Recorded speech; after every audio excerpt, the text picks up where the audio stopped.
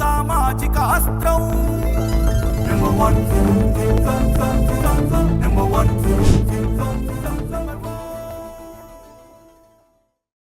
Welcome to number 1 news. నేను మధులలిత.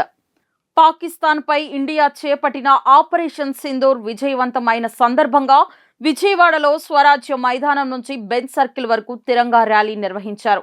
ఈ ర్యాలీలో ముఖ్యమంత్రి చంద్రబాబు నాయుడు, ఉప ముఖ్యమంత్రి పవన్ కళ్యాణ్, ఏపీ బీజేపీ అధ్యక్షురాలు పురంధేశ్వరి, ప్రభుత్వ ప్రధాన కార్యదర్శి విజయానంద్, విజయవాడ ఎంపీ కేశినేని చిన్ని, పౌర సరఫరాల శాఖ మంత్రి నాదెండ్ల మనోహర్, మంత్రి సత్యకుమార్ యాదవ్, తెలుగుదేశం పార్టీ జిల్లా అధ్యక్షుడు నెట్టం రఘురాం, ఎమ్మెల్యేలు బోండా ఉమామహేశ్వరరావు, గద్దె రామ్మోహన్, కొలికపూడి శ్రీనివాసరావు, బీజేపీ ఏపీ అధ్యక్షురాలు దగ్గుపాటి పురంధరేశ్వరి, జిల్లా కలెక్టర్ లక్ష్మీశ, ఇతర ప్రముఖులు, భారీ ఎత్తున ప్రజలు పాల్గొన్నారు.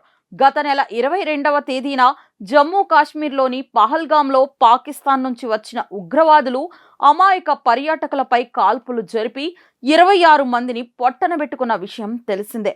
ఉగ్రదాడికి ప్రతీకారంగా భారత్ పాకిస్తాన్లోని ఉగ్ర స్థావరాలను ధ్వంసం చేసింది. భారత్ చేసిన దాడిని తట్టుకోలేని పాక్ సరిహద్దుల్లోని సాధారణ పౌరులపై కాల్పులు జరిపింది. ఈ కాల్పుల్లో సుమారు 10 మంది వరకు సామాన్య పౌరులు మరణించారు.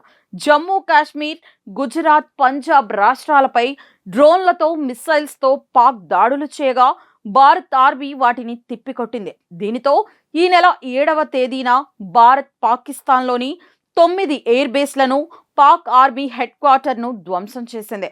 3 రోజుల భారత్ పాకిస్తాన్ల మధ్య యుద్ధ వాతావరణం నెలకొంది. 4వ రోజు పాకిస్తాన్ తాత్కాలిక కాల్పుల విరమణకు ప్రతిపాదనలు చేయగా భారత్ అందుకు అంగీకరించింది. భారత్ చేసిన దాడుల్లో పాకిస్తాన్ తీవ్రంగా నష్టపోయింది. పాకిస్తాన్పై భారత్ సాధించిన విజయానికి, దానికి కారణమైన ఇండియన్ ఆర్మీకి కృతజ్ఞతగా తిరంగా ర్యాలీ నిర్వహించారు. ఇలాంటి మరిన్ని అప్డేట్స్ కోసం చూస్తూనే ఉండండి నంబర్ 1 న్యూస్. సామాన్యుడి చేతిలో సామాజిక అస్త్రం.